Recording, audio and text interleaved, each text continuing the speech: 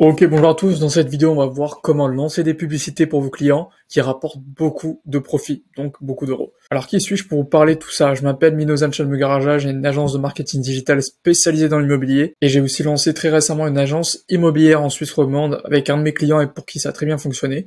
Donc, on s'est associés. Et en plus de ça, j'ai relancé une toute nouvelle offre depuis à peu près un mois qu'on a scalé à peu près 7000 euros le mois dernier, et donc je documente toute la progression sur YouTube. Donc après avoir géré des centaines de comptes publicitaires, je suis plutôt bien placé pour vous parler de ça et pour vous parler vraiment de comment lancer des bonnes publicités qui rapportent des résultats pour vos clients. Donc on va tout de suite rentrer dans le vif du sujet. Juste avant, un petit disclaimer, encore une fois, le but de cette vidéo, comme les autres vidéos, c'est une série qui va vous permettre d'avoir le plus de valeur possible gratuitement sur YouTube.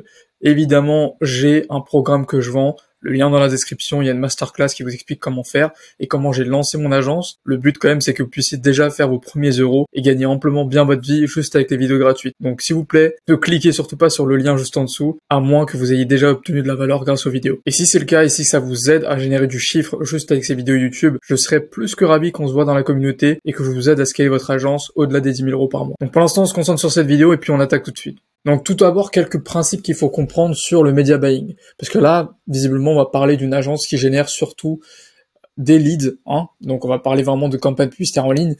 Alors je vous réfère à ma première vidéo que j'ai faite, enfin la dernière vidéo, qui parle surtout du fait que on n'a pas juste besoin de lancer des campagnes publicitaires pour générer des résultats. Mais là, on va vraiment se focus uniquement sur le media buying. Donc, on va voir quelques principes à ce niveau-là. Premièrement, alors ça c'est une question que je vous pose, combien ça fait 0 fois le plus grand chiffre que vous pouvez imaginer? Donc là j'ai mis, je sais pas, 1 million ou 1 milliard, combien ça fait? Ça fait 0.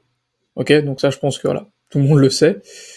Pourquoi je vous parle de ça? C'est parce que la publicité c'est la même chose, c'est un amplificateur. On peut pas lancer des publicités sur une offre qui fonctionne pas. On peut pas aujourd'hui multiplier quelque chose par 0. Vous avez beau utiliser les meilleurs marketing possibles, ça ne marchera pas. Donc aujourd'hui, le meilleur levier pour lancer des très bonnes campagnes, en fait, c'est de complètement tweaker l'offre que vous proposez pour vos clients. Et si vous voulez savoir comment on change l'offre et comment on fait une offre qui est en carton et comment on fait une offre qui cartonne sur les publicités, restez jusqu'à la fin de la vidéo, vous allez avoir un plan détaillé. Ensuite, un gros problème que je reçois et que je vois souvent, c'est l'attachement émotionnel aux campagnes. Alors ça, c'est un gros problème parce que les campagnes publicitaires, c'est une des actions qui sont basées sur la data, sur les données. Donc c'est très empirique, c'est très analytique. Faut pas du tout se baser sur les émotions. Faut pas dire j'ai l'impression que mes campagnes fonctionnent pas. Je suis pas sûr que ça rapporte si. Non. Faut se baser vraiment sur les chiffres. Ensuite, il n'y a pas de magie ni de hasard. Les campagnes publicitaires, encore une fois, c'est mathématique. C'est vraiment A plus B est égal C. Donc il faut comprendre la formule, il faut comprendre comment ça fonctionne. Il faut aussi avoir une offre qui fonctionne extrêmement bien. Et le media buying, ce qui est assez intéressant, c'est que ça ne concerne pas juste la partie publicitaire. Il faut que vous puissiez vous concentrer sur la partie produit, il faut que vous puissiez vous concentrer aussi sur la partie back-end, sur tout ce qui est email marketing et toutes les séquences que vous avez derrière, parce que tout ça, ça va de pair. Aujourd'hui, votre rôle de media buyer, il fait partie d'un ensemble. Donc vraiment, il n'y a pas de magie ni de hasard là-dessus. Donc, encore une fois, c'est que des chiffres et des données qu'il faut traquer. Et pourquoi je vous dis ça? Parce que aujourd'hui, on ne peut pas améliorer ce qu'on ne peut pas mesurer. Et donc, l'idée du media buying, c'est de mesurer tout et de comprendre ce que tout ça signifie pour pouvoir améliorer ces choses. On améliore seulement quand on a un référentiel et qu'on peut ajouter des choses par-dessus. La plupart d'entre vous, vous savez même pas où est-ce que vous commencez. Donc, vous allez comprendre tout ça tout à l'heure. Enfin, une des grosses erreurs que je peux revoir aussi, et c'est un principe sur lequel je fonctionne moi aujourd'hui, c'est que les publicités aujourd'hui, il faut pas les optimiser pour avoir le plus faible coût par lead. Il faut les optimiser simplement pour le ROI collecté sous 30 jours. Si vous comprenez pas ce que ça veut dire, allez regarder ma dernière vidéo, vous allez comprendre un peu voilà tout ce concept, mais voilà, le ROI collecté sous 30 jours, c'est ce qui est le plus important quand on lance des campagnes publicitaires dans notre milieu de la lead gen. Et donc ça voilà, super important. Pourquoi? Parce que simplement aujourd'hui, une campagne qui génère des coûts par lead à 3 euros ou 2 euros, ça ne vaut rien si derrière ça ne convertit pas. C'est simple que ça. Donc, petit récap. La publicité, c'est un amplificateur. Le meilleur levier pour vous aujourd'hui, en tant que media buyer, c'est d'avoir une offre qui fonctionne et pas de rajouter quelque chose et d'amplifier quelque chose qui ne fonctionne pas, sinon ça va être encore pire. Être détaché émotionnellement, se baser uniquement sur les chiffres, toujours optimiser pour le ROI sous 30 jours, et c'est tout. Donc ça, c'est les premiers principes. Évidemment, il y en a plein d'autres, mais l'idée, c'est voilà, on garde vraiment l'essentiel aujourd'hui. Et là, maintenant, on va parler vraiment d'indicateurs. On va parler des indicateurs à l'échelle micro, c'est-à-dire à l'échelle vraiment d'une journée, à l'échelle d'une semaine, en tout cas à petite échelle. Donc ça, c'est les indicateurs qu'on connaît tous aujourd'hui. Lorsque on veut cibler une bonne audience, on a souvent tendance à regarder ce qu'on appelle le CPM, le coût par 1000, c'est-à-dire le coût qu'on va payer pour obtenir 1000 impressions. C'est vraiment le premier maillon de la chaîne sur toute la chaîne du media buying. Donc, quand on a des faibles CPM, c'est-à-dire qu'on a une bonne audience où il y a une très faible concurrence. Pourquoi ? Parce que les plateformes publicitaires, c'est des plateformes d'enchères. Donc en fait, il faut voir ça comme des panneaux publicitaires, et on fait de l'enchère pour être sur ces panneaux publicitaires-là. Et forcément, plus vous avez de la concurrence, plus les prix sont élevés. C'est une simple loi d'offre et de demande. Maintenant, moins vous avez de concurrence qui se battent sur ce type d'enchères, plus les prix sont faibles, donc les CPM sont faibles. Donc les CPM, voilà, c'est un très bon indicateur qu'il y a une audience qui est assez peu concurrentielle. Maintenant, ça veut pas tout dire, vous allez voir pourquoi tout à l'heure. On a ensuite un indicateur pour les créas, donc vos créas, c'est-à-dire vos visuels publicitaires, pour voir si ça fonctionne, si les personnes cliquent dessus. On a ce qu'on appelle le CTR. Je vais pas rentrer dans le détail en fait, si c'est des CTR sur les clics ou sur le CTR global. Mais en gros, les CTR sont simplement le ratio de personnes qui vont cliquer sur votre publicité, sur votre visuel.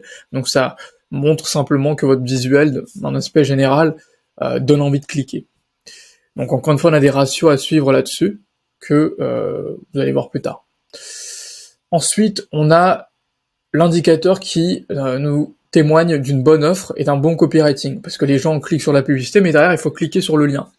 Donc là, en l'occurrence, on va s'intéresser au nombre de clics sur le lien.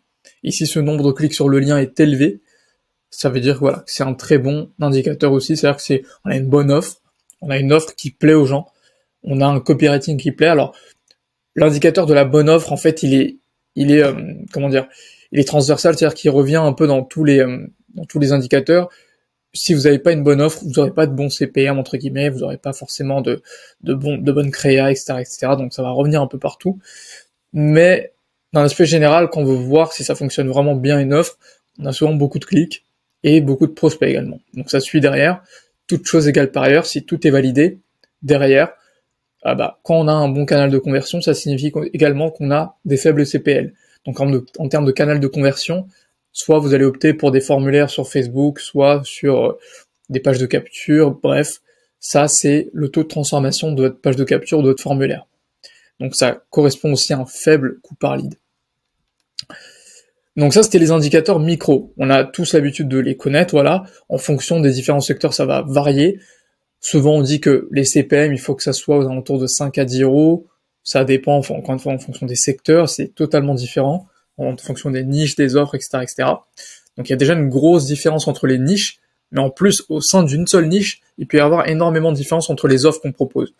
Une offre qui est très peu engageante va vous permettre d'obtenir des CPM, peut-être, où il y a très peu de concurrence, où ça sera plus élevé, ou d'autres, en fait, où vous allez être sur des CPM, où ça va être un peu plus faible. Donc, ça va dépendre. Ça, encore une fois, c'est l'expérience qui parle, c'est le fait de lancer les campagnes qui va vous donner un peu les données là-dessus.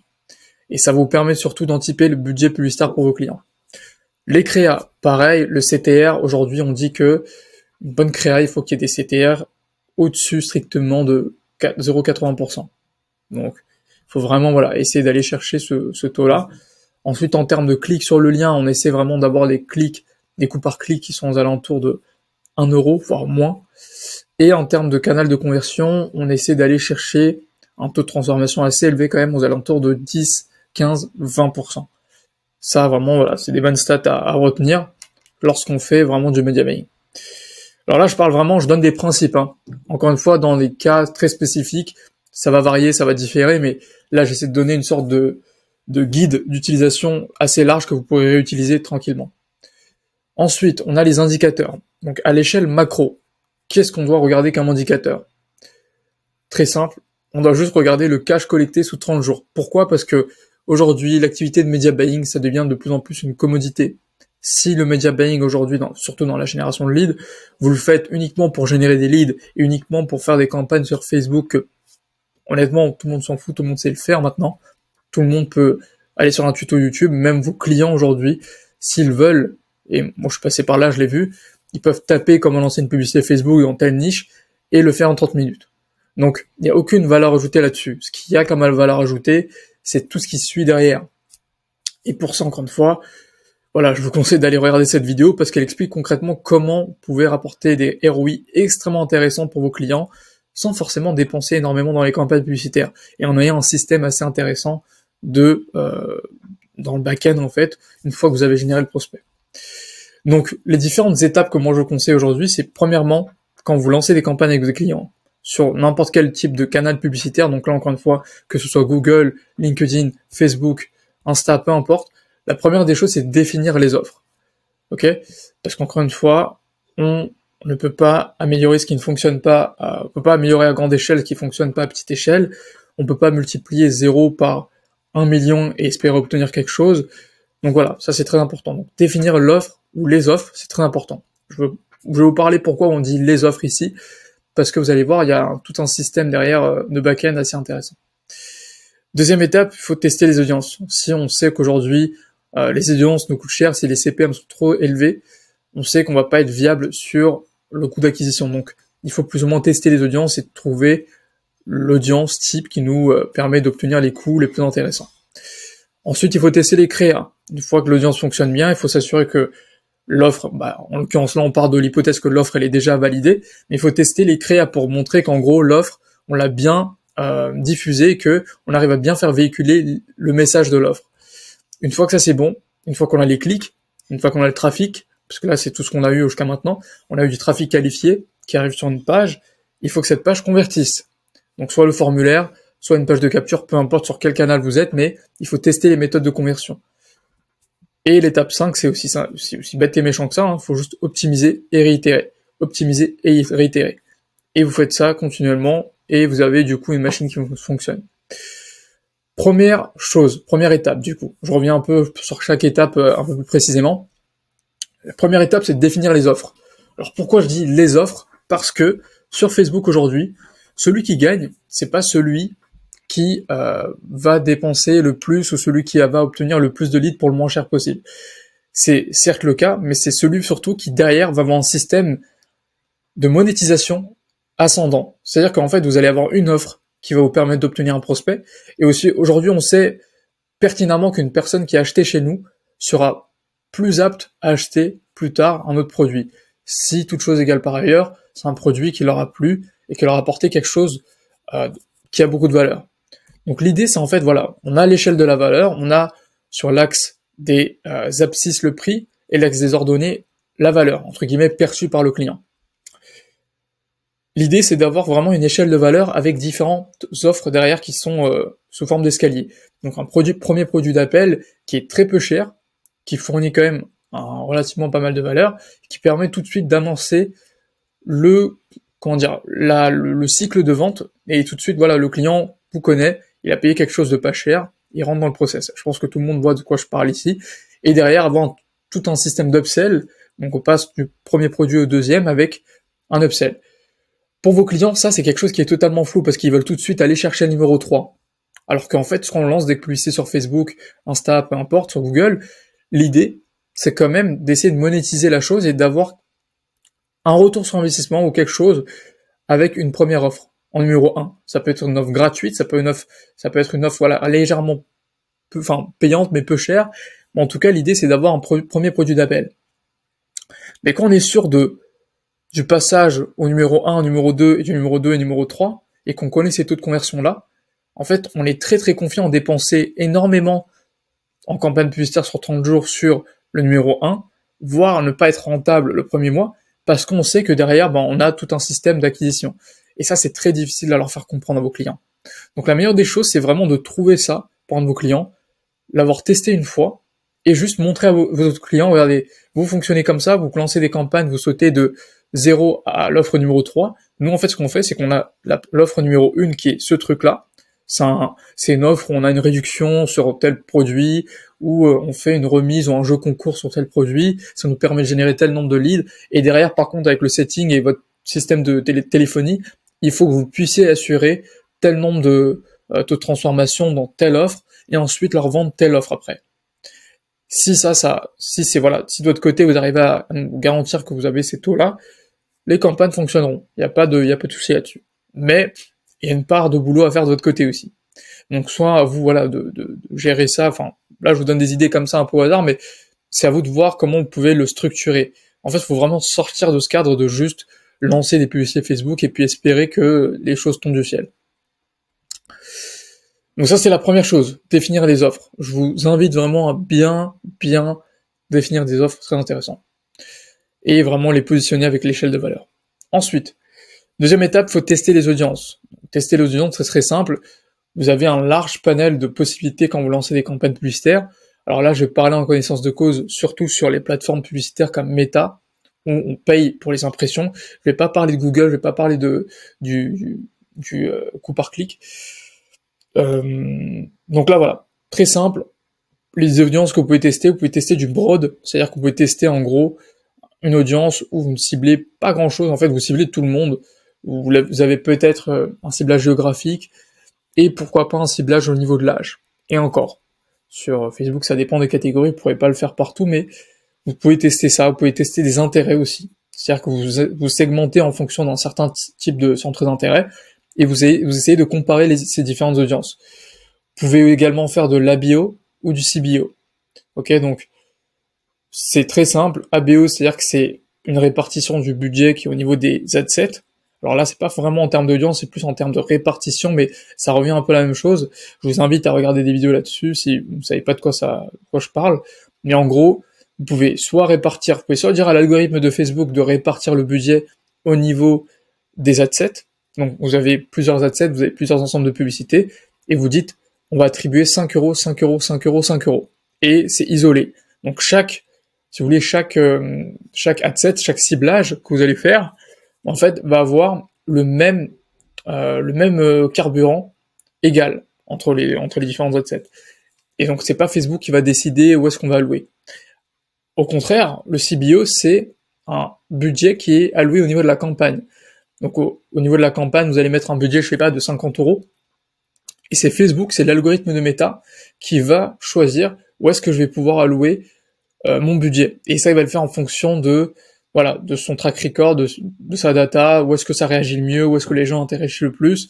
Donc ça, c'est de façon empirique, c'est lui qui va le faire, quoi. Il y a des cas où ça fonctionne, il y a des cas où ça fonctionne pas. Donc l'idée, c'est souvent de commencer en CBO pour voir où est-ce que Facebook va allouer son budget, et ensuite peut-être d'aller mettre de l'ABO et tester et segmenter plusieurs choses derrière. Encore une fois, il y a pas mal de choses qu'on peut faire ici. Je rentre un peu plus en détail évidemment dans mon programme, mais là je vous donne juste des idées pour que vous compreniez déjà d'une façon générale qu'est-ce que vous pouvez faire. En règle générale, dans la lead gen, il n'y a pas besoin de faire très compliqué. Souvent ce qui fonctionne c'est du broad, pas très compliqué, il faut juste avoir une offre qui est vraiment en béton. Honnêtement, ça se joue vraiment à ça dans la plupart des cas. Ensuite, l'objectif avec les audiences, évidemment, c'est d'avoir des CPM compétitifs et essayer de cibler son avatar client. Parce que si votre message s'adresse à une audience qui n'a aucun rapport avec ce que vous proposez, évidemment, ça ne fonctionne pas. Et vous avez beau, vous être content de vos CPM qui sont à 2 euros, ça va rapporter rien derrière. Donc, encore une fois, c'est inconscient, mais indirect, mais c'est l'objectif, encore une fois, c'est l'objectif final. On a tous ces indicateurs qui sont micros, mais l'indicateur qui nous importe le plus, c'est ce qui est le plus profond. Ce qui est le plus loin, c'est le cash collecté. Et ça relate un peu de ça, quoi. Troisième étape, il faut tester les créas. Donc, comment on teste les créas? C'est très simple. En fait, il faut tester les offres. Aussi simple que ça. En fait, quand on lance des créas aujourd'hui, la première phase que vous devez faire, c'est d'avoir, par exemple, vous avez un budget, j'ai une bêtise de 50 euros par jour de budget publicitaire. Vous allez certainement tester, je dis une bêtise au hasard, peut-être 10 créas ou 15 créas. Sur ces créas-là, qu'est-ce que vous devez faire de différent? En fait, vous devez tester simplement différentes offres pour tester le marché. Et en fait, c'est comme ça qu'il faut comprendre. Il y a un ordre que je vous conseille, c'est de tester d'abord différentes offres, tester ensuite les différentes tournures d'engagement, Et ensuite, vous allez tester tout ce qui est couleur, design, etc., etc. Si vous avez déjà les offres qui sont validées, en fait, vos créas, vous allez faire des variations sur des tournures d'engagement. Ok? Et si ces tournures d'engagement, vous savez déjà plus ou moins lesquelles fonctionnent, vous allez là tester des couleurs, des designs, etc., etc. Ça, c'est une grosse erreur que je vois beaucoup faire, c'est que quand on lance des créas, vous allez tout de suite essayer de faire des split tests sur des couleurs, des textes, des choses, des blablabli, des blablabla. C'est pas ça qui importe en fait. Au début, quand on teste des créas, c'est pour tester des offres. C'est un prétexte en fait. Donc l'idée, c'est de tester une créa qui est la même, mais on la duplique et on teste différentes offres. Une fois qu'on a l'offre, on teste différentes tournures d'engagement. Qu'est-ce que je veux dire par tournure d'engagement? Je veux dire simplement le niveau d'implication que vous avez, que vous proposez à vos clients sur l'offre. Un exemple très bête. Imaginons, voilà, vous êtes une salle de sport, vous proposez un accompagnement. Vous pouvez soit proposer, je sais pas, une sorte d'estimation, d'évaluation gratuite pour ce programme-là, ou vous pouvez soit leur proposer un appel de coaching, pour ce programme payant, par exemple. Ou vous pouvez, par exemple, dire aussi, entre les deux, on vous propose une séance découverte pour comprendre un peu plus sur vos objectifs et vos programmes. Donc en fait, c'est la même offre, voilà, fondamentalement c'est la même offre, mais il y a différentes tournures que vous utilisez. Ok, donc dans un cas vous allez parler d'évaluation, ou de, je sais pas, de session découverte, ou de rendez-vous pour le programme, donc il y a plusieurs tournures d'engagement possibles. Ça joue sur le copywriting, mais n'oubliez pas, le copywriting c'est aussi un peu dans les créas, il y a un peu de texte qui vient dedans. Donc l'idée c'est ça, c'est qu'une fois que vous avez l'offre, donc là en l'occurrence on a testé par exemple le programme de minceur, l'idée c'est ensuite avoir différentes tournures. Donc voilà, ça c'est typiquement, ça peut être une semaine, on va tester les offres, on trouve les offres qui fonctionnent. Une fois que c'est validé, on supprime toutes les offres qui ne fonctionnent pas, on garde que celles qui fonctionnent, ou une ou deux qui fonctionnent, et ensuite sur ces offres-là, on va tester différentes tournures d'engagement. Une fois qu'on a trouvé les fameuses tournures d'engagement, une fois qu'on se rend compte que au bout de 2 semaines, le programme de perte de poids couplé aux tournures de phrases, on dit par exemple, on dit quoi là, c'est un programme, non, c'est un appel de découverte pour la perte de poids. On se rend compte que ces deux choses fonctionnent. Ensuite, on rajoute la partie variation sur les couleurs et les designs. Là, on va pouvoir faire des tests et des itérations sur les couleurs, sur le design, etc., etc. Donc ça, c'est vraiment tout à la fin. Ok? Étape 4. Il faut tester les méthodes de conversion. Alors là, j'aurais dû le renommer autrement l'étape 3 parce que je dis créa, mais du coup, ça joint aussi avec le copywriting, du coup, le texte. Mais l'idée, c'est ça, c'est tester les offres, tournure d'engagement, de couleurs et design. Étape 4, du coup, les méthodes de conversion. Alors, en termes de méthodes de conversion, il y a encore une fois plein de possibilités. Moi, en connaissance de co, je vous parle de méta, donc on peut utiliser le formulaire Facebook. On peut ensuite, une fois qu'on a commencé par le formulaire Facebook et qu'on a beaucoup de prospects mais qui sont pas qualifiés, on peut déjà commencer à utiliser des méthodes au niveau, voilà, de la formulation du titre de votre formulaire. C'est quelque chose qui change déjà énormément sur vos campagnes. Quand quelqu'un atterrit sur vos campagnes et clique sur la publicité, il voit que voilà, c'est un rendez-vous de découverte et qu'il clique sur le formulaire et que là, sur le formulaire, il y a marqué programme payant nanani nanana. En fait, ça va le brusquer. Donc, il faut peut-être essayer de faire baisser la garde à votre prospect, mettre toujours rendez-vous découverte. Il faut vraiment qu'il y ait une sorte de matching entre tout ce que vous faites à partir du moment où vous faites le ciblage, à partir du moment où vous faites le copywriting, les créas, même jusqu'au texte sur le formulaire, ou la LP, peu importe, la page de capture. Là, en l'occurrence, on parle du formulaire. Une fois que vous avez fait ça, vous pouvez jouer sur le nombre de questions. Donc, moins vous avez de questions, forcément, plus vous allez avoir de prospects, et plus vous allez avoir de questions, plus vous aurez de prospects, et plus, éventuellement, vous aurez des prospects qualifiés. Ok? Donc, derrière, on a éventuellement aussi le fait de lancer des pages de capture, mais faut pas oublier que quand on lance une page de capture, les gens sortent de Facebook, donc il y a de la perdition. Donc il y a des personnes qui vont pas suivre, il y aura peut-être un temps de chargement quand ils seront dans le tram ou quoi, donc ils vont quitter. Donc ça, c'est des choses qu'il faut prendre en compte, il faut être capable d'avoir un budget pour encaisser ça. Ok? Donc chaque fuite, chaque perte de données que vous avez, c'est aussi une répercussion sur vos coûts. Vous allez avoir des budgets plus élevés. Donc ça voilà, faut vraiment le garder en tête. Et l'étape 5 maintenant, c'est très simple, c'est optimiser et itérer. Donc, il faut constamment tester de nouvelles créatives, de nouveaux textes. Il faut constamment essayer de trouver de nouvelles offres qui fonctionnent. Ça, c'est très important. En soi, le produit d'appel, il est relativement simple à trouver. Derrière, ce qui est le plus important, c'est vraiment la façon dont on va monétiser tout le système. Deuxième chose, il faut constamment traquer les résultats. Sinon, encore une fois, on ne sait pas qu'est-ce qu'on fait, on ne sait pas qu'est-ce qu'on essaie d'améliorer. Et dernièrement, je le répète toujours et encore, il faut optimiser pour le retour sur investissement, pas pour le coût par lead ou quoi que ce soit. Ça, c'est très très important. Si ça vous coûte, ça vous coûte vraiment 1000 euros sur le premier mois en budget publicitaire et que vous êtes à perte, mais si vous savez que dès le deuxième mois, vous êtes profitable, vous êtes en break-even et que le troisième mois, vous êtes en x3 de retour sur investissement sur vos campagnes publicitaires, c'est un beau système. Ça veut pas dire que ça ne fonctionne pas, c'est juste que les attentes n'étaient pas bien fixées. Et ça aussi, c'est important avec vos clients, c'est quand vous présentez vos services, quand vous faites l'appel d'onboarding, il faut présenter la stratégie, il faut lui dire exactement, voilà, c'est ça qui fonctionne, c'est ça qu'il faut faire. Il faut fixer les attentes. Donc voilà, la leçon à retenir. Le but du media buying, c'est très simple, c'est de mettre l'huile sur une flamme qui est déjà présente. Ok? C'est un amplificateur, comme je l'ai dit. Donc, créez d'abord la flamme avec votre client. Ok? Essayez aussi de choisir des clients qui ont déjà une flamme qui est animée, qui est là, qui est chaude. Et ensuite, lancez des campagnes. Ok? Mettez l'huile sur le feu ensuite. N'essayez pas de mettre de l'huile sur un feu qui n'existe pas, ou d'essayer de mettre de l'huile et ensuite essayer de créer la flamme. Ça fonctionne pas. Vraiment, faites les choses dans l'ordre, ça c'est super important. C'est pour ça que l'agence sous le modèle HVR, c'est tellement bien parce que vous avez la possibilité, en fait, de contourner tout ça. C'est-à-dire qu'en fait, ce que je vous apprends aujourd'hui avec ce nouveau modèle et le build-in public que je suis en train de faire, c'est simplement vendre des installations, laisser vos clients profiter de tout ça. Et comme vous avez accès aux données qui sont sur le GHL, sur l'outil qu'on utilise en fait pour faire ces installations, en fait, on peut vérifier si nos clients obtiennent des résultats ou non. Et ceux qui ont des résultats, en fait, c'est-à-dire qu'il y a une flamme qui est déjà là. C'est-à-dire qu'il y a déjà une hypothèse de marché que ça fonctionne. Et tout ce qu'on a besoin de faire, c'est aller vers eux et proposer nos services pour les accompagner. Soit sur du récurrent, soit sur la gestion de campagne, soit sur la performance, quelque chose que j'aime beaucoup. Peu importe, après, vous pourrez les monétiser très très facilement.